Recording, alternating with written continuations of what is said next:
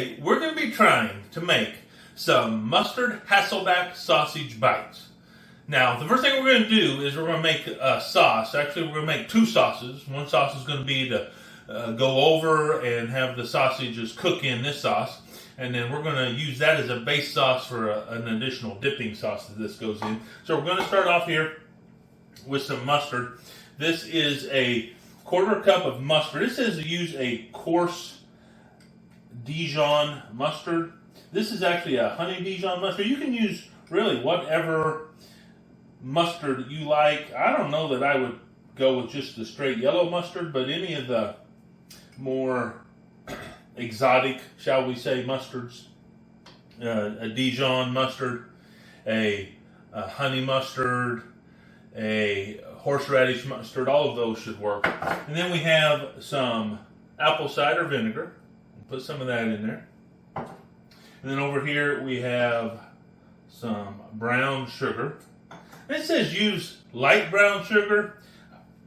Look, I have not really found a big difference between light and dark brown sugar as far as flavor goes. And I typically like just a darker look to my sauces. So I typically will go with a darker brown sugar. And that was some Worcestershire sauce there. We're going to put this all together. Mix it up really well in here. So you can see how we're mixing it up. Doesn't take much, just get it mixed up. Then it says to split this in half. And we're going to add half of it to some mayonnaise. But I'm using Miracle Whip. Look, Miracle Whip is just basically a flavored mayonnaise. So I'm going to put, I reckon that's about half. I'm going to put that in there. When you pour this out, you're going to see maybe there's some spots where you have some brown sugar that didn't break up. Just go ahead and use your, whatever you're mixing this up with. Just put a little pressure on that clump of brown sugar. We want to get this mixed really well, though. We don't want any of those lumps of mayonnaise left in there. And so when you see a big clump of white in there especially, or a big clump of brown, which tells you that brown sugar didn't quite mash up like it should, just work that really well. You should have a really consistent brown color. And just keep working it until you get that. Don't be afraid. You can't overwork this. So we're going to get it mixed up really well.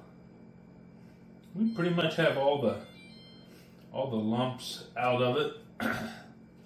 Consistent brown color. So we're just going to set this off to the side over here. We're going to work on our sausages. I actually have two sausages. The recipe says to use kielbasa sausage. I do have one kielbasa sausage. I also have a hot smoked sausage over here. I'm going to try both of those. And these are Hasselback sausages, which basically, that's not a type of sausage. That is the way you cut something. A Hasselback cut just basically means that you cut it not all the way through. And so what we're wanting to do is we're wanting to slice this to where there's a little bit left uncut all the way around. We're going to make about 1/4 inch slices of this. It says to use some chopsticks or some skewers and put those on either side. But what I just do is I just take an elevated cutting board, put it on my cutting board, and I just cut it like that and just cut down. Just like that.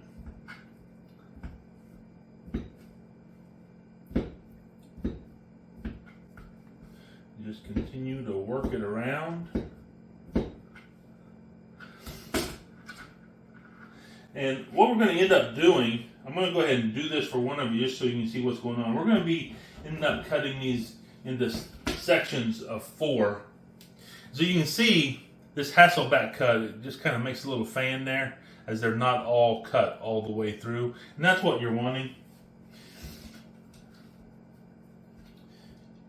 And if you go too far on one of them, don't worry about it, because we're going to be sectioning these off anyway. So you can just make that one of the places where you section it off.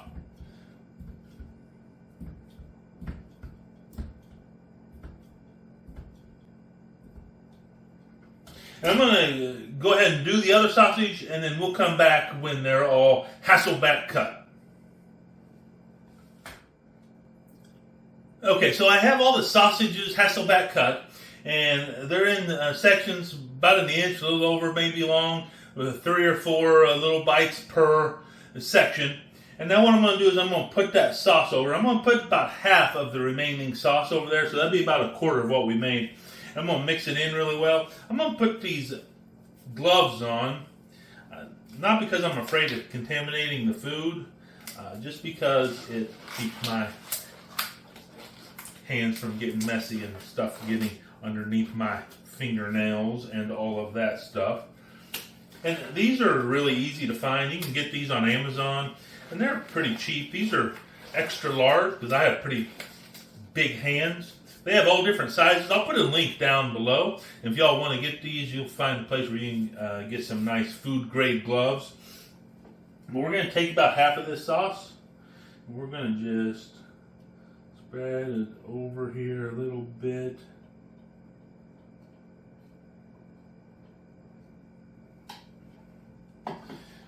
And as you can see, we're not completely soaking these sausages, okay? We are just getting a nice light coating on them. Don't be afraid to kind of get down in between some of the pieces and let some of the sauce that you have on your gloves or your fingers, don't be afraid to let that get down in between some of that stuff.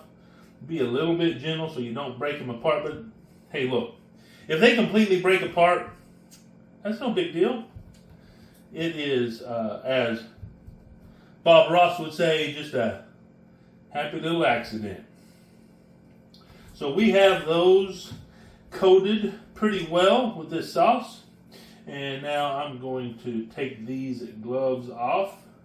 I'm going to try and get them off with making as little mess on my hands as I can. We'll get these gloves off. We're going to put them in a 425 degree oven for about 20 minutes. Alright, so they're in the oven, and we'll get back to you when these are out of the oven. Okay, it's been about 20 minutes, and our Hasselback sausages should be done. So let's get them out of the oven. Ooh, that's hot.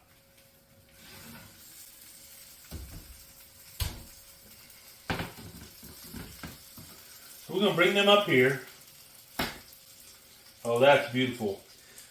You know, one of the things I really like about cutting some Hasselback style is that when you cook them, they kind of fan open and they just look really nice. Now what I'm going to do is I'm going to put some more of this sauce on here. I'm going to toss it in the sauce. And so if I can get these tongs open, what I'm going to do is I'm going to put these, and you can see how they fanned out there. I'm going to put them all in here. And I know that these are different sausages. The ones closest to the camera here are going to be the spicy ones. And the ones further back here are going to be the kielbasa ones. They actually have a little bit of a different texture and coloration to them. I'm going to put those in there. And then it's probably not going to make any difference where in this box they are, because what I'm getting ready to do is I'm getting ready to shake it all up. So let's just pour some of this on here. I want to make sure when we're pouring it, we kind of get it on the sausages. We wanted to at least start off on the sausages. I know we're going to be shaking it and it's going to get on the box and all that stuff, but we'll let it start off on the sausages. And once again, it's not a whole lot of sauce. Maybe it's not enough sauce, but we're going to find out here. It's just going to be lightly coated. And I'll tell you if I think it was enough sauce or if we needed some more. Ooh-wee. So here they are. They're all sausaged up. They're all sauced up, I should say. I'm going to grab that dipping sauce we made earlier out of the refrigerator.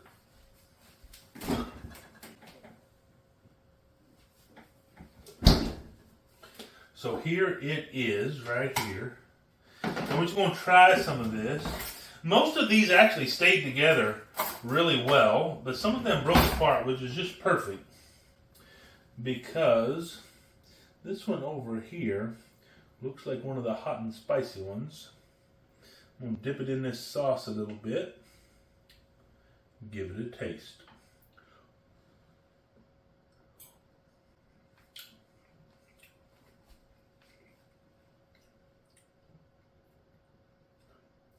I mean, that sausage isn't all that spicy, to be honest with you. Which is typically what I find when some place something advertises being hot and spicy. To my taste, it's usually not that hot or spicy. I'm going to try one without the dipping sauce here.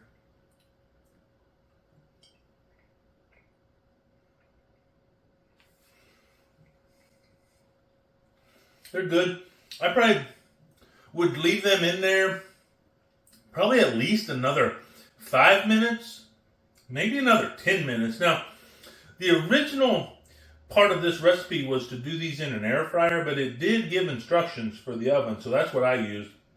Because I have an air fryer, but it's pretty small. I think they could definitely use with some more time in the oven. And this dipping sauce, though, is pretty good dipping sauce. I'm going to try one more here.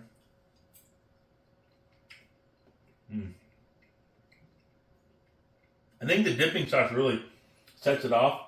They have a good flavor without the dipping sauce, but with the dipping sauce, it really gives a little bit of a tang to it and a creaminess from the mayonnaise, and it makes it really good. I think these would be really good, like for a Super Bowl party.